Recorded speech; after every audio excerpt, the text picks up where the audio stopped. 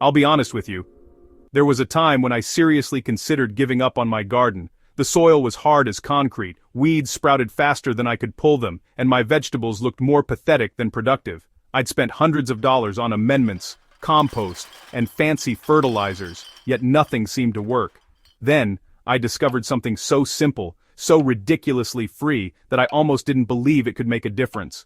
Spoiler alert, it completely transformed my garden, and I'm about to share exactly how you can do the same thing. Before I get into the solution, let me paint you a picture of what I was dealing with. My garden soil was that awful combination of heavy clay mixed with rocky patches that drained either way too slowly or way too fast. When it rained, water would pool on the surface for hours. When it was dry, the ground cracked like a drought-stricken desert. I'd dig down a few inches and hit what felt like bedrock. Earthworms. I rarely saw them. The few plants that survived looked stunted and yellowish, clearly struggling to get the nutrients they needed. I tried tilling, which only seemed to make things worse by destroying what little soil structure existed. I added bags of expensive compost, but in that hard-packed earth it just sat on top like a disconnected layer. I was throwing money and effort at the problem without addressing the fundamental issue. My soil had no life, no structure, and no ability to support healthy plant growth. The breakthrough came from an unexpected conversation with an elderly gardener at my local farmer's market. When I complained about my soil struggles, she smiled knowingly and asked, "Have you tried sheet mulching with cardboard?" I'll admit, I was skeptical. Cardboard, the stuff my Amazon packages come in. She explained that she'd been using this method for decades, and it had transformed even the worst soils into rich, productive garden beds. That weekend, I started collecting cardboard boxes. I hit up grocery stores, asked neighbors, and saved every delivery box that came to my house. Within a week, I had a substantial pile of free material that would become the foundation of my soil transformation. What happened next honestly shocked me, and I documented the entire process on my Grow with Soil YouTube channel because I knew other gardeners needed to see this. Here's what makes this method so brilliant. Cardboard acts as both a weed barrier and a soil amendment simultaneously. When you layer it over your garden beds, it smothers existing weeds and grass by blocking sunlight, effectively killing them without any chemicals or backbreaking removal. But here's where it gets really interesting. As the cardboard slowly breaks down over the following months, it becomes food for soil organisms. The cardboard creates an environment that earthworms absolutely love. They're attracted to the moist, dark conditions underneath, and as they move through the decomposing cardboard, they aerate the soil and leave behind nutrient-rich castings. Beneficial bacteria and fungi also colonize the cardboard, breaking it down into humus that dramatically improves soil structure. What starts as a barrier ends up becoming part of the rich, living soil ecosystem you're trying to create.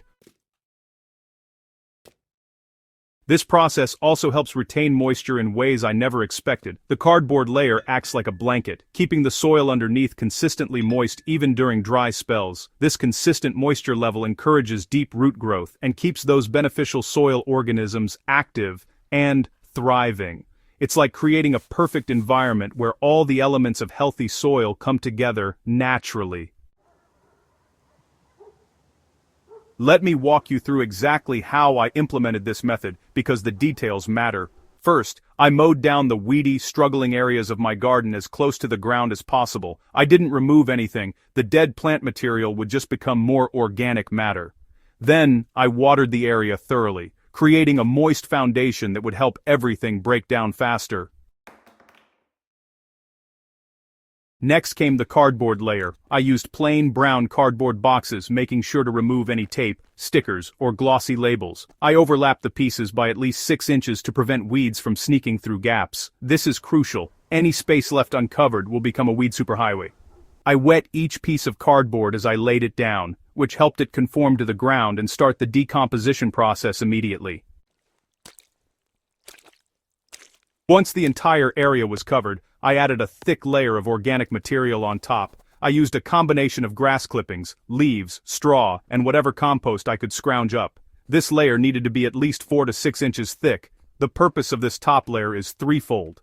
It holds the cardboard in place, adds more organic matter to feed the soil, and creates an attractive finished appearance that doesn't look like you've just dumped trash in your garden. I'm not going to lie. The hardest part was waiting.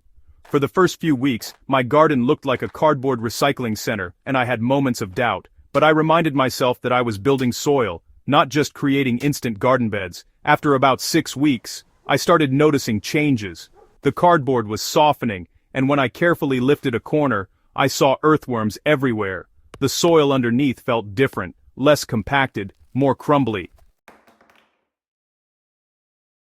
By 3 months, the transformation was undeniable. The cardboard was mostly decomposed, especially in areas where I'd kept it consistently moist. The soil that had once been rock hard now had a beautiful structure. I could easily push my hand several inches into the ground, and when I pulled it out, the soil held together without being sticky or compacted. This is what gardeners call tilth, that perfect crumbly texture that both holds moisture and drains well.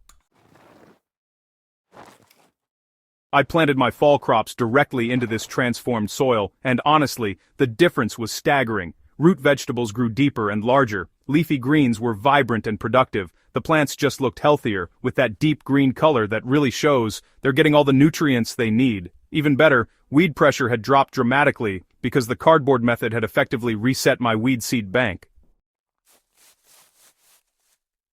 What I've come to understand is that the cardboard method works because it addresses multiple soil problems simultaneously while working with nature instead of against it. Unlike tilling, which disrupts soil structure and brings buried weed seeds to the surface, this method preserves and enhances soil structure. Unlike chemical weed killers, it doesn't harm beneficial organisms or leave residues in your soil.